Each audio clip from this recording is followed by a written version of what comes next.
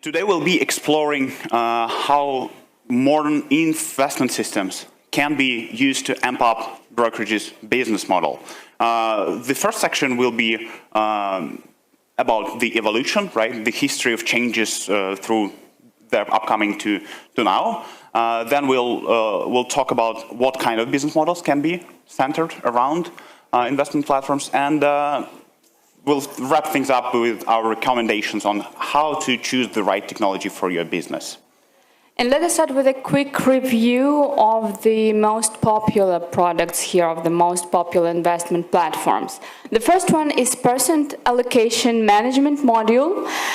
The main idea behind is that the traders' funds are aggregated on a pool accounts that are used by money managers to trade, and profits and losses are distributed according to their shares, to the investors' shares. Multi-account management was created to simplify trading on multiple accounts, because money manager may have different agreements with different different investors.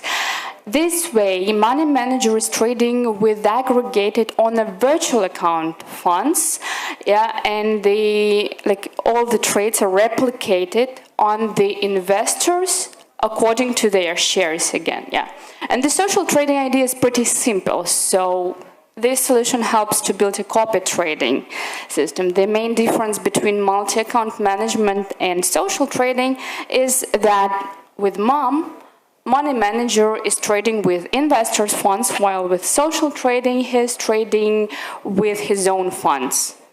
We can also divide investment platforms into two groups: intra-broker systems that imply closed investment platform for the broker's clients only, so that investors can invest into money managers only among the clients base of the broker. And cross-broker systems where the traders, investors, signal providers, money managers, followers of the different brokerages can invest into each other or follow each other. We can talk a lot about what system is preferable in which case, but we will focus now more on the intra-broker systems. Well, because first, this is what we specialize in, and second, because these are the systems that can be used as a business model to work with. So now let's get to the development and how it was changing. The investment platforms, similar to that we know of today, have appeared on the market somewhere in 2010, 2009, and at that time there were only cross-brokerage copy trading networks. And when it comes to intra-brokerage systems, there were only there was not that many options to choose from, and besides smaller tools like trade copiers. The solution of that time were developed by brokers in-house. And to develop a system like that, you'd need to have a know-how first and rather substantial investments. It took a long time and effort to build it up. So only larger players on the market used to have custom investment platforms back in the day. Fast forwarding to now, we can see a well-developed market with a plethora of turnkey technology. A software of today actually comes with user-friendly web interfaces or mobile apps that can be customized for a company's brand. The back-end components are already integrated with popular trading platforms, CRMs, and it ultimately allows brokers to set up a brand new service in less than a week, which was not imaginable 10 years ago. And if a broker they would need to have a custom interface for their brand, they can do so by utilizing REST API, which modern solutions usually come with. And finally, something which was not actually possible or was not present in intra-brokerage systems up until 2020 is multi-server support. Before that, brokers would need to have different solutions for different trading platforms, and they were creating detached investor pools. And nowadays, they can connect all their trading servers, all their different trading platforms under one solution, and the clients won't even notice with the proper setup. So what business models can be based on, or purely based on investment platforms? Yeah, when answering this question, we will focus on, we will talk about brokerages who operate MetaTrader platforms as one of the most popular. And we'll start with portfolio management. Anton? So when a company decides to introduce portfolio management services, one of the options would be to go for MT5 hedge fund license. Besides all the benefits of MetaTrader 5, brokers will actually be able to set up all fund-related processes and operations on this very same trading platform. All vital performance indicators like net assets value or assets under management are automatically calculated and available as charts to investors. Whenever a client registers or deposits additional funds, brokers may allocate the investment to different money managers to aid up to for diversified portfolio management. And whenever it's time for a broker to submit a report to their local regulating authority, it also can be downloaded from the MetaTrader 5 platform directly without the need for third-party solutions. So if a broker would like to have fund operations, then MT5 hedge fund license will definitely be the excellent choice. The other option which exists when a broker would like to introduce portfolio management, but they would not to be responsible for managing portfolio of their clients. Instead, they can encourage and promote the talent from their client base to act as money managers. And in this way, PAMM solution would be a better option. Indeed, indeed. PAMM is a standalone solution that works in parallel with MetaTrader platform. Yeah, so it allows traders to register either as investors or money managers.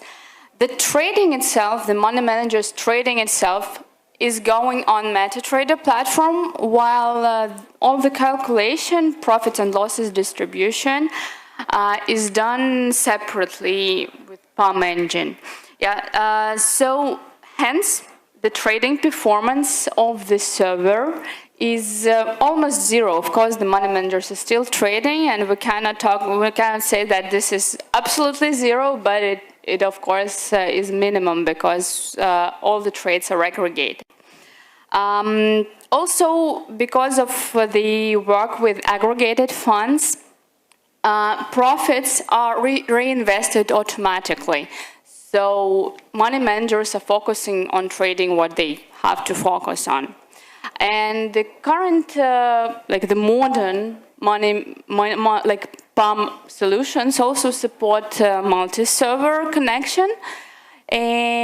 So the servers, like the investor that is on one server can invest funds into money manager on another server, as Anton already said. This solution suits best for brokerages who work with investors who just want to invest and forget about the funds and just get some reports. Yeah. While if brokerage wants to focus on clients who want active control, it makes sense to think about the social trading solution. So let's talk about social trading opportunities. When we analyze these solutions available in the market, there are two different approaches to simulate straightforward technology: community-based traders networks and copy trading platforms. Both are built on a concept of signal sharing, where one trader can replicate positions of another trader.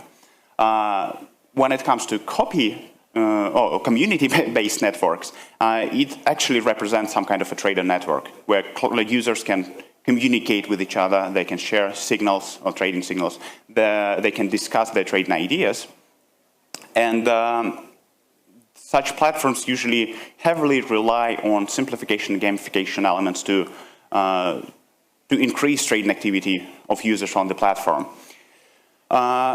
But when starting, or like when planning to start such a solution or such a system, it is preferable to have a larger client base already present in your brand. Copy trading investment systems usually focus on automated copying with advanced risk management features. A variety of copying modes allows traders to fine-tune incoming trading signal and create a sophisticated investment strategy. And despite copy trading systems having much more complex functionality and features, they actually have much shorter time to market, as brokers just need a handful of traders sharing their signals to start such a service. How do we choose the right investment platform for the company? Yeah, there are a number of business and technological criteria that should help broker to understand what solution would suit best for them. The first group here is business criteria. Yeah, when starting a new brokerage with a business model around the solution, for example, yeah, we should firstly, a brokerage should firstly consider what region he is going to operate in, because regulations differ drastically from region to region. The second thing to understand is clientele. What type of the client are you going to work with? How many clients are going to be there, yeah, depending on the market again. What kind of the investment will be there? Is it a small investments from a large number of clients? Or, for example, there is a minor clients, but they will bring you a large number of investments. And what is the trader's proficiency? Do you have like the proficient money managers, or the level is just the beginners?